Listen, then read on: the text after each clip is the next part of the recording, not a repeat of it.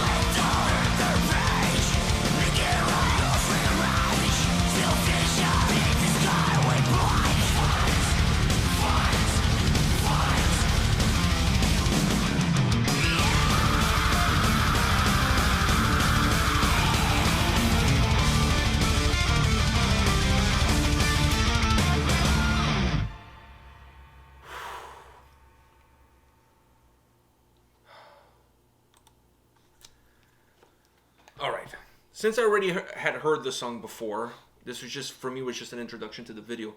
I'm going to let you go first. What do you think? I think I heard a bit of this one when you were on your rampage around the house with this album, with this EP. I remember hearing a little bit of this one when you were listening to it, and I'm like, that's got some nice. I didn't know who I knew. I knew it was like something Children of Bodom-ish, especially with everything, but I thought you were just either listening to like a playlist or something, and I'm like, this is nice. Like, I'm feeling this, and now I get to see which song it was. It was this one.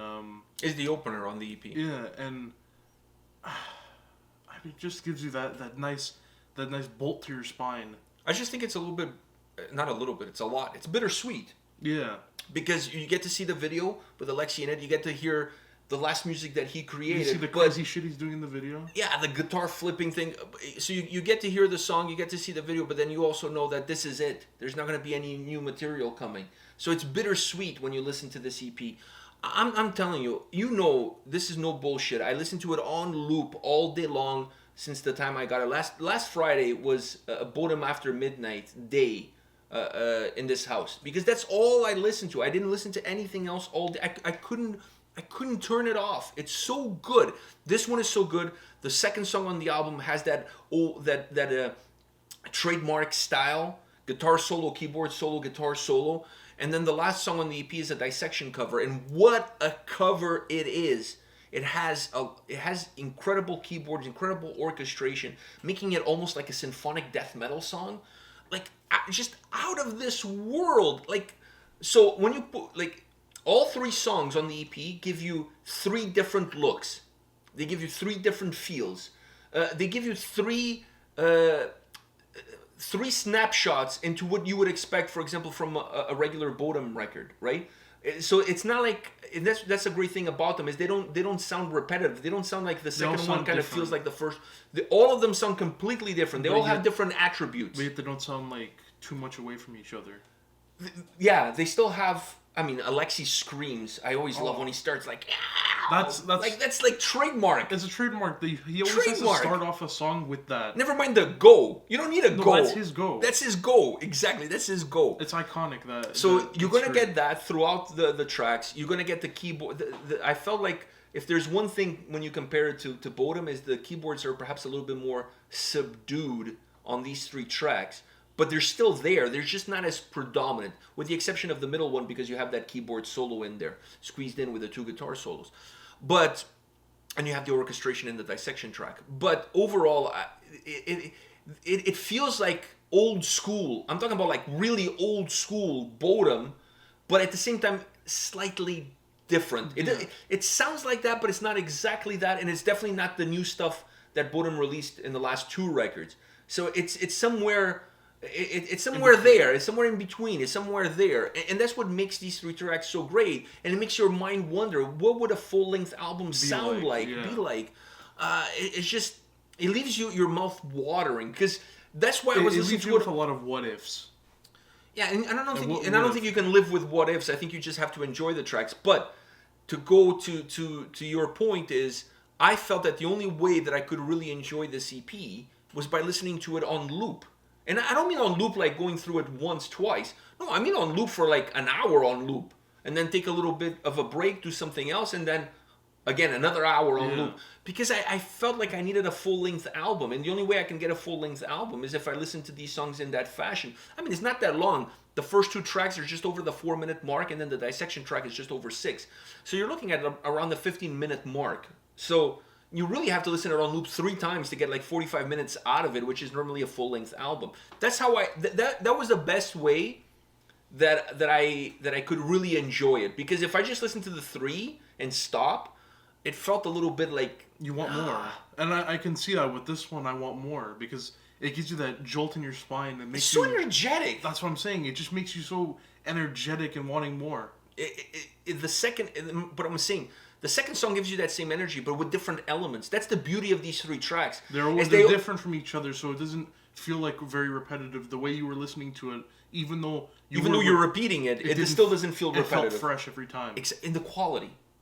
And the quality, that's the other thing. I mean, one thing you could say, oh, you can listen on loop. Yeah, but if the 3 songs sound like shit, then obviously you don't want to listen to them. You're not even want to listen to them once, never mind on loop.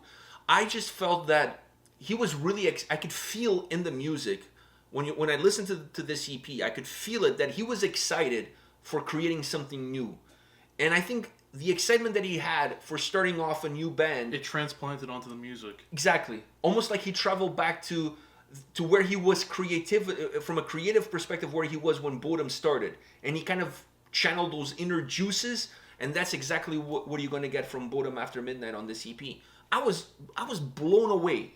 Blown away. Valtteri on the drums. Dude, the dude, he slays. Like, he kills it. It was good to see him, too. Yeah, we haven't seen him since we were in Finland. We haven't seen him. I mean, I've talked to him since, because Paradise Lost released an album and we talked about the record. But I haven't talked to him recently. I haven't chatted with him recently.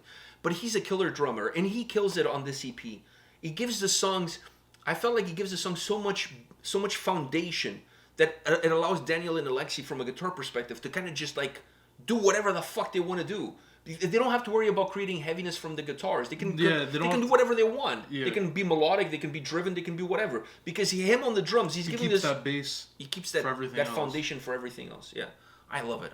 And the video is great. Yeah. Super simple. Just them in a warehouse, super simple. Which is perfect. But it's perfect. For a song that has this kind of energy. You need the warehouse. You need it. And you're going to get that face melting. Yeah! Like it. I love that shit. It's so iconic. The scream. That scream is just.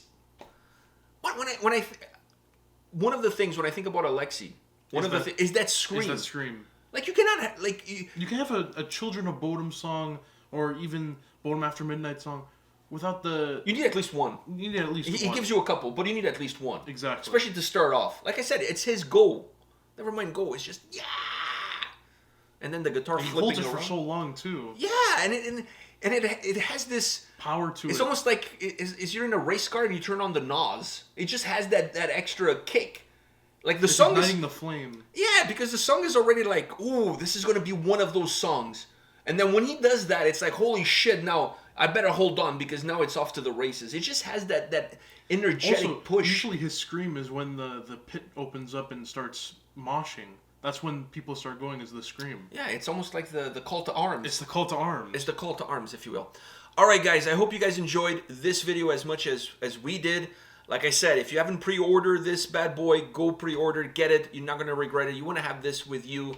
It's going to be a piece of history, if you will. So you want to have this with you for sure. And it's magnificent. Magnificent. Go get it. All right, guys, on that note, we'll be back tomorrow with more videos. See ya. See ya.